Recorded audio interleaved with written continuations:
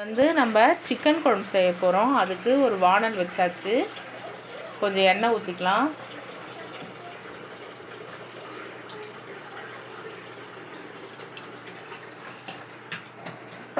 கொஞ்சம் சோம்பு போட்டாச்சு. இதில் வந்து ஒரு 4 லவங்கம், 2 பட்டை, பிரியாணி இலை போட்டிருக்கேன். இப்போது இதில் கருவேப்பிலை, கொஞ்சம் வெங்காயம் போட்டிருக்கேன்.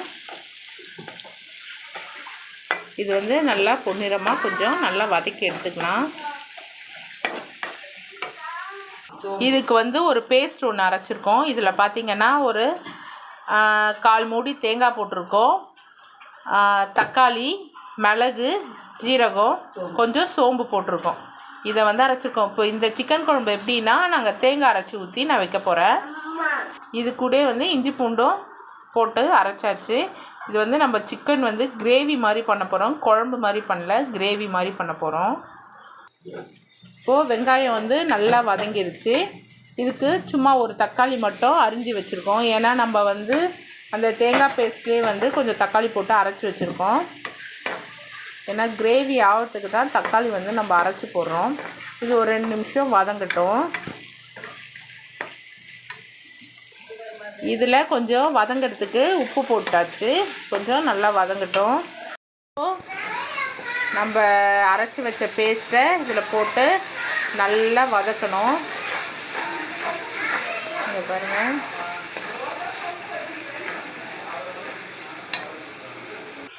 இதில் கொஞ்சம் மஞ்சள் பொடி போட்டுக்கலாம்.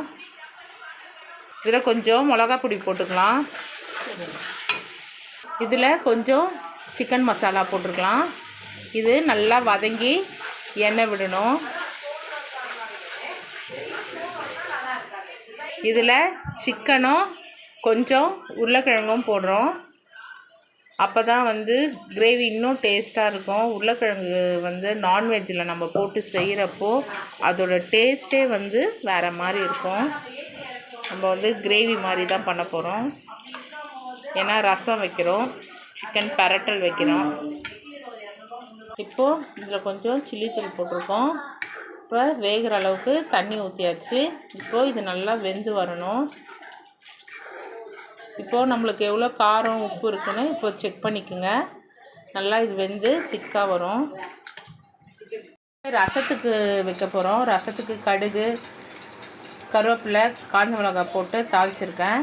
இது கூட மிளகு, சீரகம், பூண்டு, காஞ்ச மிளகாய் போட்டு ஒரு சுற்றிருக்கேன். இப்போது தக்காளி வந்து கையில் நல்லா பிசைஞ்சிக்கோங்க. அப்போ தான் அதோட டேஸ்ட் நல்லாயிருக்கும். கொஞ்சம் பெருங்காயம், அப்புறம் மஞ்சள்தூள் போட்டு நல்லா வதக்கிக்கலாம். அப்புறம் நம்ம புளி கரைச்சி ஊற்றிட்டு கொத்தமல்லி போட்டு ஒரு கொதி வந்தோடனே இதை நம்ம ஆஃப் பண்ணிடலாம். ரசம் ரெடி ஆகிடுச்சு. நம்ம ஆஃப் பண்ணி இறக்கிட்டோம். நம்ம கிரேவி ரெடி ஆகிடுச்சு. இங்கே பாருங்கள், நம்ம எவ்வளோ தண்ணி ஊற்றணும், எவ்வளோ திக்காக இருக்குது பாருங்கள். இப்போது நம்ம ஆஃப் பண்ணலாம். உங்களுக்கு இதை விட நல்லா திக்காக வேணும் அப்படின்னா நம்ம வந்து இன்னும் சுண்ட வைக்கலாம். எங்களுக்கு இது போதும், கொஞ்சம் சாப்பாட்டில் பிசைஞ்சு சாப்பிட்ற அளவுக்கு. அதனால் இதை நான் ஆஃப் பண்ணிடுறேன். இந்த வீடியோ பிடிச்சிருந்தா நீங்கள் லைக் பண்ணுங்கள், ஷேர் பண்ணுங்கள், சப்ஸ்கிரைப் பண்ணுங்கள், முடிஞ்சால் ஒரு கமெண்ட் பண்ணுங்கள். பாய் ஃப்ரெண்ட்ஸ், நம்ம நெக்ஸ்ட் வீடியோவில் பார்ப்போம். போட்டாச்சு. சிக்கன் வந்து வெந்துட்டுருக்கு. 65க்கு மசாலா போட்டு வச்சுருக்கோம்.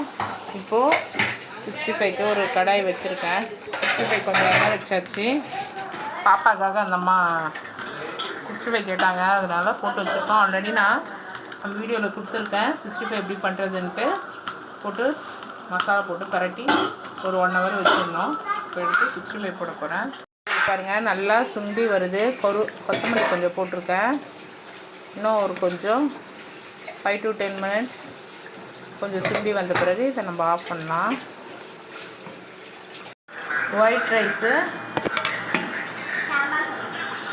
65, சிக்கன் கிரேவி, ரசம். இன்னையோட லஞ்ச் இதுதான். வாங்க சாப்பிட்லாம். நம்ம நெக்ஸ்ட் வீடியோவில் பார்ப்போம் ஃப்ரெண்ட்ஸ். பாய். வந்து நம்ம சிக்கன் குழம்பு செய்ய போகிறோம். அதுக்கு ஒரு வானல் வச்சாச்சு. கொஞ்சம் எண்ணெய் ஊற்றிக்கலாம்.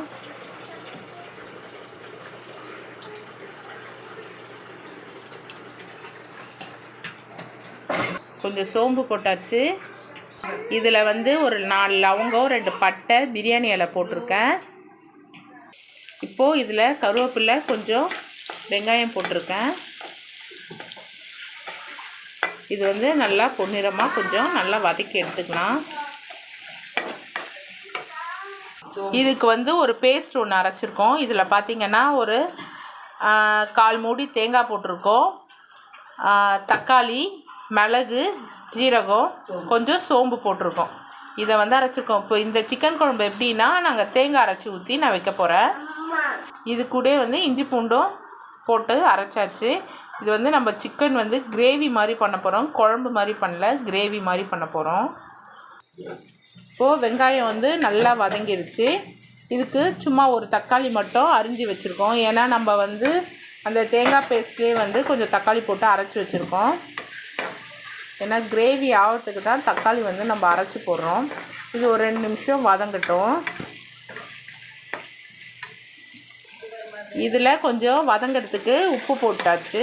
கொஞ்சம் நல்லா வதங்கட்டும்.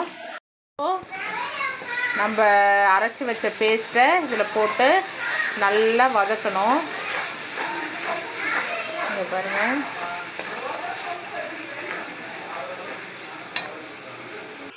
இதில் கொஞ்சம் மஞ்சள் பொடி போட்டுக்கலாம். இதில் கொஞ்சம் மிளகா பொடி போட்டுக்கலாம். இதில் கொஞ்சம் சிக்கன் மசாலா போட்டுக்கலாம். இது நல்லா வதங்கி எண்ணெய் விடணும். இதில் சிக்கனும் கொஞ்சம் உருளைக்கிழங்கும் போடுறோம். அப்போ தான் வந்து கிரேவி இன்னும் டேஸ்ட்டாக இருக்கும். உருளைக்கிழங்கு வந்து நான்வெஜ்ஜில் நம்ம போட்டு செய்கிறப்போ அதோட டேஸ்ட்டே வந்து வேறு மாதிரி இருக்கும். நம்ம வந்து கிரேவி மாதிரி தான் பண்ண போகிறோம். ஏன்னா ரசம் வைக்கிறோம், சிக்கன் பிரட்டல் வைக்கிறோம். இப்போது இதில் கொஞ்சம் சில்லித்தூள் போட்டிருக்கோம்.